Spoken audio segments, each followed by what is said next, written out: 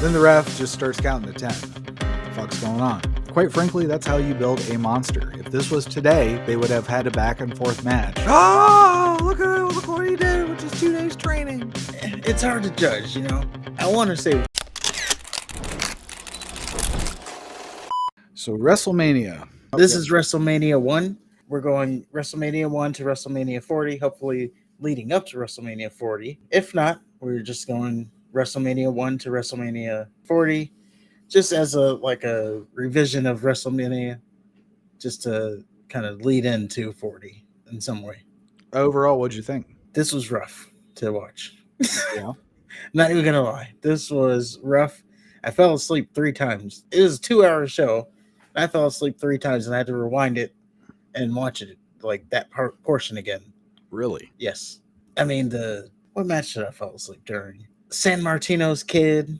David's okay, yeah, I could see that. I was out. Yeah, I had to watch that like 3 times. But aside from that, I did have some matches that I did like, but it was rough. Not gonna lie. Okay. Well, Mean Gene Okerlund, he sings the national anthem, and he actually does a decent job. Gorilla Monsoon, he introduces Lord Alfred Hayes, who then introduces Mean Gene Okerlund.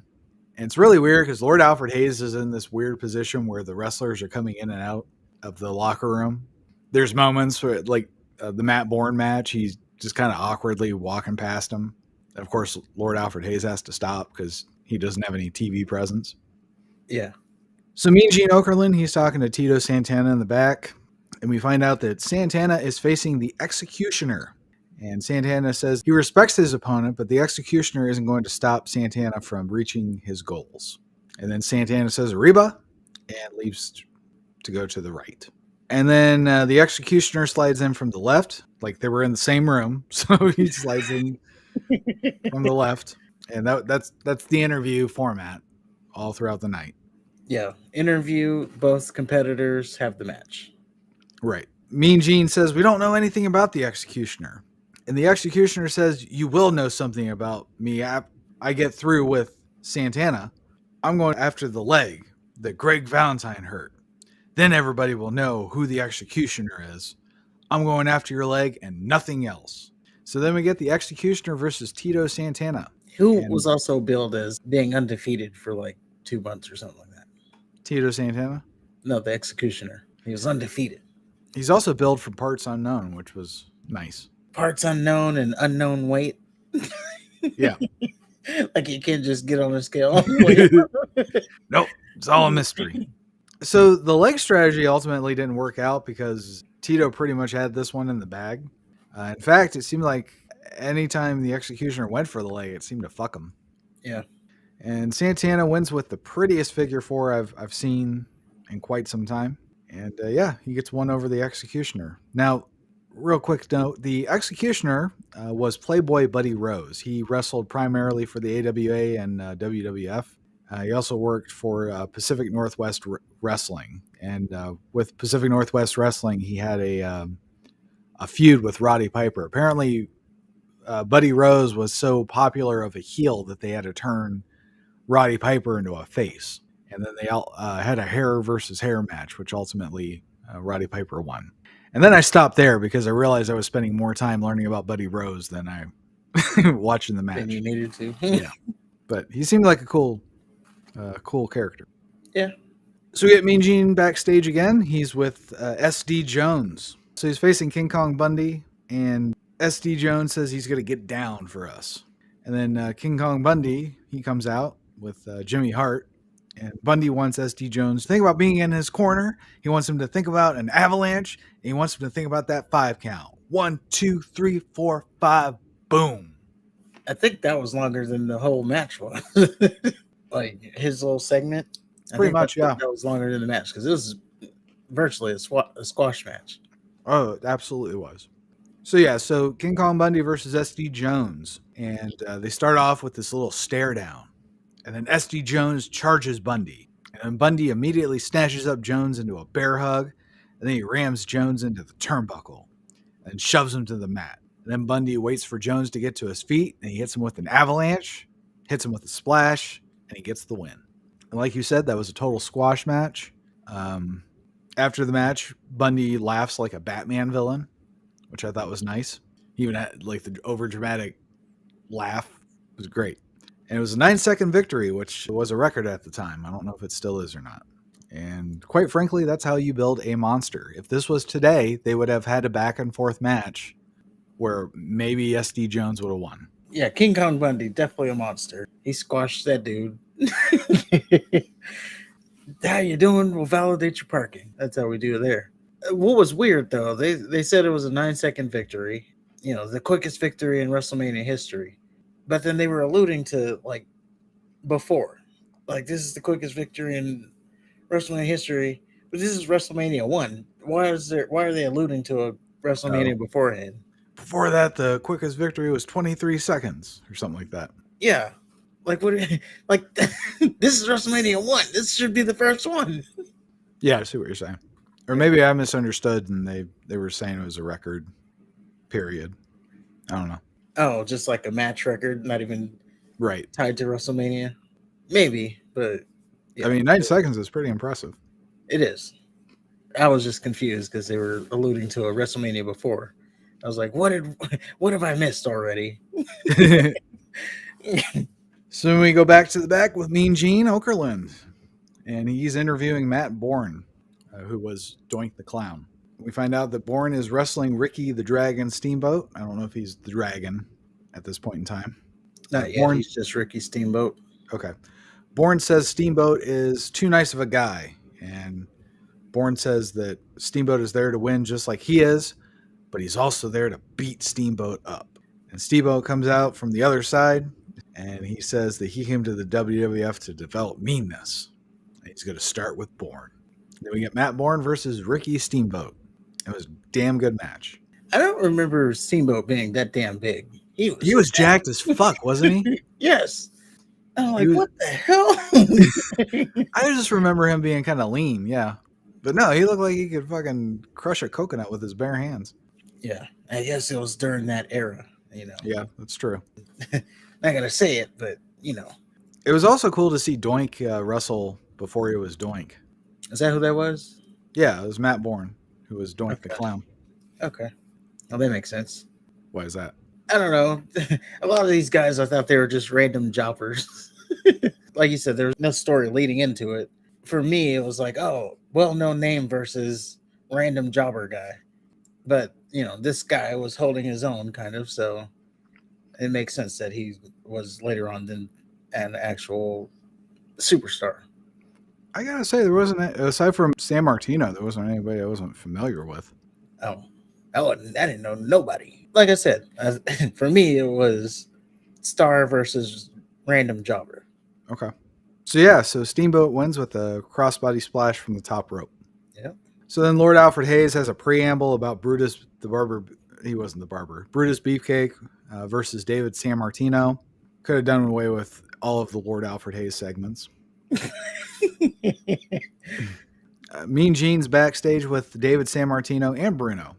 David says Beefcake thinks he's the king shit because he hurt somebody else, but what goes around comes around. And then Bruno tells Johnny Valiant not to stick his nose in it or else he's going to be running into this. And he holds up his fist. Then Johnny Valiant and Brutus Beefcake are next. Valiant says he'll stick his nose into anything he wants. Then they do some weird shit where Beefcake is about to talk, but then he doesn't. I don't know. Whatever. It's Brutus Beefcake. Yeah, he's about to talk, and the guy's like, I'll do the talking here. That's enough. I'll do the talking. Unlike the people in 1985, I have the benefit of history, and I know that Beefcake will not be anything, so I can skip this. So we get Brutus the Barber Beefcake. I'm going to say the Barber. Fuck it. With Johnny Valiant versus David Sammartino, and he has Bruno Sammartino in his corner. And Bruno was over as fuck. Yeah, he got a big pop. Yep, he's a legend. It's like The Rock coming back to WrestleMania. Bigger. Okay. It is, because he had longevity and he was better. Well, we'll see when we get around WrestleManias. We'll be watching them all. We'll see if The Rock's pop is as good as that pop. Okay. I noticed that Beefcake is also from Parts Unknown. they did this thing at the beginning where it took forever for Brutus to derobe, and the ref actually started counting to 5. And I remember they used to do that, so it was a nice little thing to see. San Martino throws Beefcake out of the ring, and then Valiant accuses San Martino of having grease on him, but he's like as dry as sandpaper. And I honestly, you were talking about it earlier. I couldn't get into this match either. I thought David San Martino looked weird. I thought Beefcake's silver boots were distracting as fuck.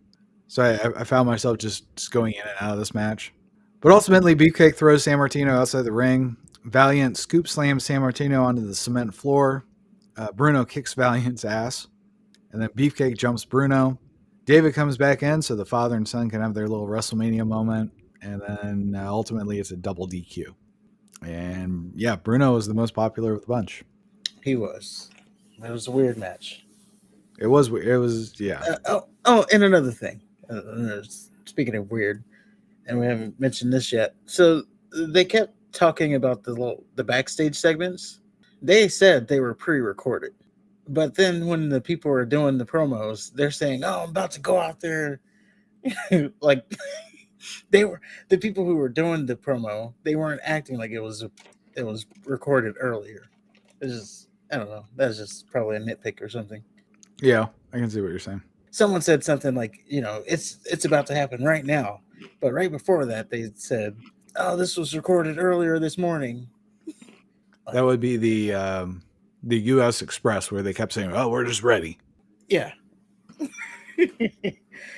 Speaking of backstage segment, we get another one with Gene Okerlund and Greg the Hammer Valentine, who has Jimmy Hart, who seems to be managing everybody on this card. Greg says that you're going to find out why they call him the Hammer, because he hits harder than anybody. And Greg says he's ready to fight, and he's in the greatest shape of his life. And then Junkyard Dog comes out. He's wrestling Junkyard Dog. Junkyard Dog says he needs a bone to chew on, and he can get a whole lot of bones by being IC champion. And they're alluding to him liking eating dog food and stuff. Yeah. So we have Greg the Hammer Valentine with Jimmy Hart versus Junkyard Dog. It's for the Intercontinental title. And Junkyard Dog is the first person up to this point to have entrance music, which I think is of note, especially now. Yeah. Honestly, I thought this was a pretty uneventful match. JYD's headbutts are awful. Jimmy Hart ultimately distracts the ref. Junkyard Dog snatches Jimmy Hart, and then Valentine goes to attack Junkyard Dog, but then he hits Hart instead. And then Valentine gets the pin by putting his feet on the ropes. And as Valentine and Hart are leaving, Santana comes out for no reason. And he starts to raise hell. He throws his jacket. Then the ref just starts counting to 10. What the fuck's going on? I was confused as hell, too. And then he declares Junkyard Dog the winner. And then we find out that, I guess, they restarted the match. And Junkyard Dog's happy, even though he didn't win anything. Yeah. And it's like, he said, but the title can't change hands on a count out, so... Right. You won for nothing. Exactly. So we get Mean Gene Okerlund backstage once again with the Iron Sheik and Nikolai Volkov. They're with classy Freddie Blassie. And the Sheik says he's ready. And Freddie Blassie says that he predicts that he's standing next to the next tag team champions. And then Volkov says he came, he saw, it conquered. And then Mean Gene brings out Barry Windham and Mike Rotunda, who are the U.S. Express. And they're with Captain Lou Albano. Albano says that he's hoping for a victory and they're ready to go. Mike Rotunda says all the talking is done. They're ready to go. And then Windham says they're ready to go. At least you got that. I didn't know what the hell Barry Windham said. Oh, yeah, he said we're ready. He's like, mom, mom, mom, mom. We're ready. Gene, we're ready. Going right to the ring. So it brings us to Iron Sheik and Nikolai Volkov with classy Freddie Blassie versus Mike Rotunda, a.k.a. IRS, and Barry Windham with Captain Lou Albano. And this is for the World Tag Team titles. And at the beginning of the match, Volkov sings the Soviet national anthem while people throw shit at him. And it was great. And then Sheik says Russia and Iraq are number one. USA, ha, patua. And Rotunda and Wyndham are the second to have entrance music, and boy, does their entrance music suck. I couldn't even hear it that good. It was like a fucking 80s love ballad. It was awful. So Sheik hits Wyndham in the back of the head with Blassie's cane, and Volkov gets the pin. So we have new tag team champion. And then as the new champions are celebrating, the fans resume throwing shit in the ring. It's good stuff. Yeah, you can see how they're good heat magnets. Iron Sheik doing his happily. Nikolai Volkov singing the anthem. They knew how to get heat back then, and the beautiful thing to see. I would say, outside of the King Kong Bundy thing, this was like one of my favorite matches because the crowd was so into it, and I don't know, it was an enjoyable watch. This match. Yeah, I thought it was fine. The King Kong Bundy one, I think, was great too. I think the Tito Santana match was the match of the night for me so far. Okay. So back to the backstage with Mean Gene Okerlund. He is talking to Big John Studd, who is with Bobby the Brain Heenan. Studd is going to prove that he is the one true giant. And we find out that Andre the Giant gets $15,000 if he can body slam Big John Studd. If Andre the Giant can't body slam Big John Studd, he has to retire from wrestling forever. Yes. And it was a comically small duffel bag that money was in. I didn't know if it was a small duffel bag or if they were just that big. Oh, well, I guess it could be that too. Because Big John Studd, I mean, he's big. Yeah. Okay, maybe it could be that. And I was just thinking, man, I wonder how much that duffel bag would be worth today. Probably priceless. Yeah. If someone were to buy it. So we have Big John Studd versus Andre the Giant for $15,000. And Studd starts the match while Andre's back is turned. Andre gets the advantage and does big man shit to Studd. Bear hugs, and he does the thing where he slams his ass into him while he's in the corner. He does the worst punches I've ever seen in my life. Oh my goodness! Ditto the kicks, and then Andre slams Studd out of nowhere, and he wins. Yeah, anticlimactic. He was just like, "Oh, there you go." Kick. Oh, slam. Yeah, he wins. Yeah, and he wasn't wearing his singlet. He wasn't. No, he was wearing just regular trunks, blue trunks. He kept pulling them up. That's probably why he wears a singlet. Yeah. So then after the match, Andre takes the bag of money and he starts throwing it into the crowd. And then Heenan snatches the bag and runs off like the weasel he is. And after the match... He doesn't even chase him. No. After the match, Andre said he doesn't care about the money. He's not retiring. Yada, yada, yada. I like Andre. I don't know if it's the idea of Andre at this point versus his matches. Back to the back with Mean Gene Okerlund. He's talking to Wendy Richter with Cyndi Lauper. Richter says that she's dead set on getting the belt back that Moolah helped Kai win. And then Moolah and Kai are next. Kai says she doesn't care what she has to do to beat Wendy. Sorry, go ahead. I was like, are we really about to sit through this match? Kai says she doesn't care what she has to do to beat Wendy. She's going to come back dressing room, her hand in Victor. Lalani Kai and Fabulous Moolah versus Wendy Richter with Cyndi Lauper. And I couldn't watch this shit. I do know Richter won. Well, this is what I told you. Pretty much they had one camera, wide angle, and you pretty much saw like Richter's ass the whole match. Okay. If you're going to see anything, Richter's ass wouldn't be bad. Maybe that's just what I was focused on. I don't know. Like I was so not into the match. Yeah. that was the only thing that could get me through it. Okay. There was like no space between the crowd and the ring. Like boxing, you'd have a whole bunch of people just around the ring. Like there was an actual like floor, because the idea is not to fight on the floor to begin with. Yeah. So going outside the ring, that's outside the rules. So it would make sense to have people occupy that space because you're not anticipating people actually going out there. And what that space is for is usually for additional referees, scorecard judges, people taking pictures, camera guys. Okay. It's so open now because they do shit outside the ring every time they fucking get in the ring. It's not special anymore. That's why was it Hulk Hogan when he went out?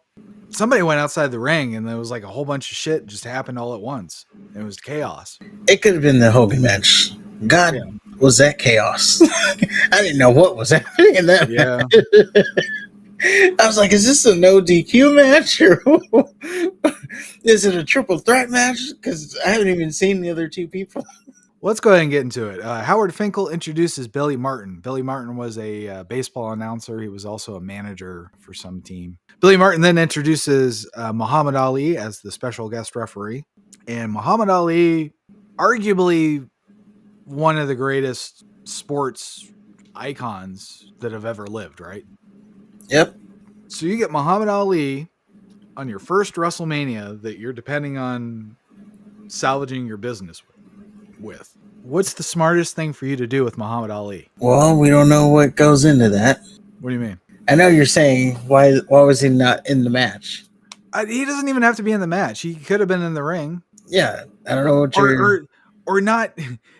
They could have done anything but have him sit like a fan. Oh, Muhammad Ali, he's being introduced as the special guest referee. Then 20 minutes later, oh, Pat Patterson's also the referee, and Muhammad Ali's the outside referee. What the fuck? Come on. They explained it. Oh, anything can happen outside. And it's just as important being the outside referee than it is being the inside. Bullshit. How many matches were on the outside of the ring? Come on. And as we just talked about, there was like nothing out there. There's no room out there for anything to happen, really. Exactly. So, I don't know. I thought that was a waste of Muhammad Ali. If Muhammad Ali wasn't prepared to be a referee for that match, then they should have had him do something else. Anything but have him sit like a fucking fan. It's Muhammad Ali. Okay. Coming out to the ring, I noticed that Hogan crossed himself twice. It's like he was trying to hit a cue. Piper, Wonderful, and Orton, they all hug before the match. Like they all shake hands and then they hug. Like they're all one big happy family and they're all in unison. It was great. And I enjoyed the hell out of the was so Cowboy Bob Orton was out there and Superfly. I don't know where the fuck Superfly. 6-man tag or was it not? Because those two didn't show up until like the end of the match. No. Cowboy was there the whole time. So Snuka came out of nowhere. Yeah, I mean, he was there when they did the backstage thing. He was there when they walked out. He was there. Yeah. Oh, I didn't notice him at all. Yeah. Well, they did the backstage thing after the match. Well, they did one before too. Are you sure? I didn't see one. Yeah. Okay. Or was it before? Yeah, I think they did two. One before and one after. Maybe I just missed it. I was doing a lot of fast forwarding after that women's wrestling match. You had to cleanse your palate after that thing. Yeah. And then Cyndi Lauper's out there talking with lipstick all over her teeth. Oh, God. Yeah, that was... And she does remind me a lot of Becky Lynch, which makes me hate her even more. Oh, there you go. Wonderful and Piper came out with the Orton, and they're all shaking hands, and then they just do this group hug, and they're all smiling, and it's great. Classic Piper. And I enjoyed the hell out of the part of the beginning where they kept switching who was going to face off with who first. Like it started off with Wonderful and Hogan, and then Piper's like, no, wait, no, tag me in. It's better. But then Hogan, he tags in Mr. T because Mr. T wants a piece of Piper. This is great. I like that. I like the suspense. Yeah. I did notice that Mr. T was openly raking eyes to Piper and Orndorff, the babyface team. Now they try to excuse it by saying that Mr. T is street smart. And Hogan gets the pin after a bunch of overbooked bullshit. So Orndorff is holding Hogan. Mr. T then takes out Piper. Jimmy Snuka comes out for some reason. So one of the two refs is distracted by Snuka. And then Orton climbs the top rope to hit Hogan. Hogan dodges at the very last second, and then Orton nails Mr. Wonderful. Hogan, of course, gets the pin. And then Piper decks Patterson as he's leaving. And the second referee, who clearly saw all of this from the floor, did nothing. Oh, that's not even the most blatant thing. There was a point where Piper, I think he hit Hogan with a chair. Yeah. and it was literally right in front of the ref. Like the ref was Oh, leaning out right. the ring crowd counting. And he's like, "Get back in the ring!" And he hit him with a chair right in front. Of him. So I was like, "Is this a no DQ?" It clearly is no DQ. But Orton is doing the thing behind the ref. This is all over the place. Right. And then Mr. T's little wrestling spots. I don't know what we were really expecting out of him, but You it know, was like just ground grappling. I know we have the benefit of hindsight, but at the time, Mr. T was portrayed as like a big badass. He's Mr. T. I pity the fool. When you won't mess with me, I was B.A. Baracus in a TV show. So for him to, I don't know, for him to get in the ring and just kind of suck like that, and they were making big deal. It was like he got the Snooki treatment. He was doing, scoop slams and arm drags, and everybody's like, "Oh, look what he did with just 2 days training." Well, yeah, they knew how to build it back then. Yeah. Oh, this is the biggest match ever. This is the biggest moment in wrestling history. They kept saying. So Piper and Orton leave, and then Mr. Wonderful is just lying in the ring. Mr. T goes to check on him, and then Mr. Wonderful kind of regains himself, and he's confused as fuck. And after the match, Mean Gene talks to Hogan, Snuka, and Mr. T. And Mr. T says some things, but he's gassed as fuck. And Hogan says he, T, and Snuka reign supreme. And then Snuka said some things. I didn't understand any of it. And that was WrestleMania. WrestleMania number uno. And again, as far as WrestleMania, I don't know. I would put it, so if I'm judging it against, it's hard to judge, I want to say 1 star. Right. But, it would be comparing it to like what we just saw with WCW last week, which was clearly a better show. Right. But this was also the first WrestleMania, and it was in the 80s. So maybe it's just a different cup of tea. I don't know. We'll have to watch Starrcade in this time frame just to see if it's booked different or not. Because the thing about, and I think WrestleMania 2 is kind of like it as well, there's no like narrative throughout WrestleMania, or throughout the pay-per-view rather. Yeah, Like, for what I remember, WrestleMania 3 is where it starts to turn for the better. Yeah, the first 2 are just weird. But we got to get through them. Yeah, we'll get through them. It's fun watching them. I mean, regardless of how bad I might think WrestleMania is, it's better than Raw. Oh, there you go. Yeah. I don't know if I would say that, but especially that one that I just watched. Judgment Day. You want to watch that every week? I'd watch it. I'd rather watch Tito or Santana and whoever the fuck he wrestled, Matt Bourne, the Executioner. I'd rather watch that over the Judgment Day sprinkled in throughout 3-hour show. Yeah. Well, if I never have to watch that WrestleMania again, I'm okay with that. That's fair. That's usually the sentiment with WrestleMania 1. Yeah.